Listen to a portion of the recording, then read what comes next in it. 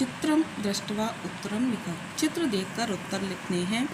किम पतति, क्या गिरता है? फलम पतति, फल गिरता है। एते केस्तः, ये दोनों क्या हैं? एते क्रीडनके स्तः, ये दो खिलौने हैं। बालिकाः किं कुर्वन्ति, लड़कियां क्या करती हैं? बालिकाः पठन्ति, लड़कियां पढ़ती हैं।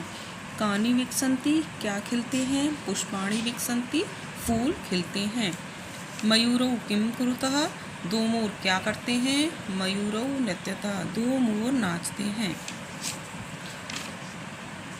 अगला प्रश्न है निर्देशानुसारम वाक्यानि रचयत। जैसे कि उदाहरण है एतत् पतति, यह गिरता है, इसको हमें बदलना है बहुवचन में। तो देखिए ये करने के लिए पहले हम इधर समझते हैं।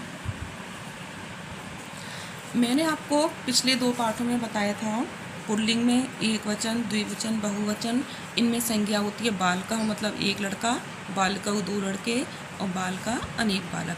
जब इन्हीं संज्ञा की जगह सर्वनाम का प्रयोग हम करते हैं तो बालका की जगह स, बालकौ की जगह तौ मतलब वे दो और ते का मतलब वे सब।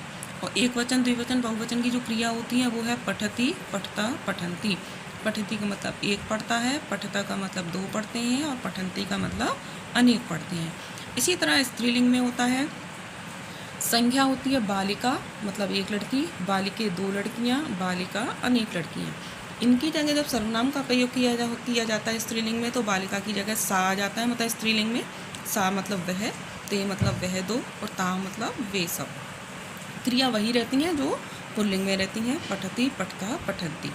अब नपुंसक लिंग में यह, जैसे हम पुल्लिंग में सह का प्रयोग करते थे, स्त्रीलिंग में सा का प्रयोग करते थे, तो नपुंसक लिंग में यह के लिए क्या आता है? एतत् मतलब यह, एते ये दो, एतानी ये सब।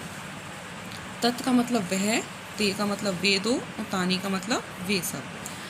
अस्ति का मतलब है, स्तः का मतलब 2 हैं, सन्ति का मतलब अनेक हैं।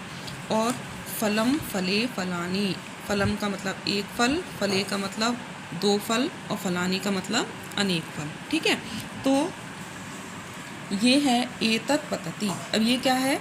एतत्। अब हम यहाँ देखेंगे एतत् में क्या है। यहाँ एतत् यह है, एक वचन में है। अब हमें किस में परिवर्तित करना है इसको? बहुवचन में। तो हम देखेंगे बहुवचन में क्या आ रहा है? एतानि।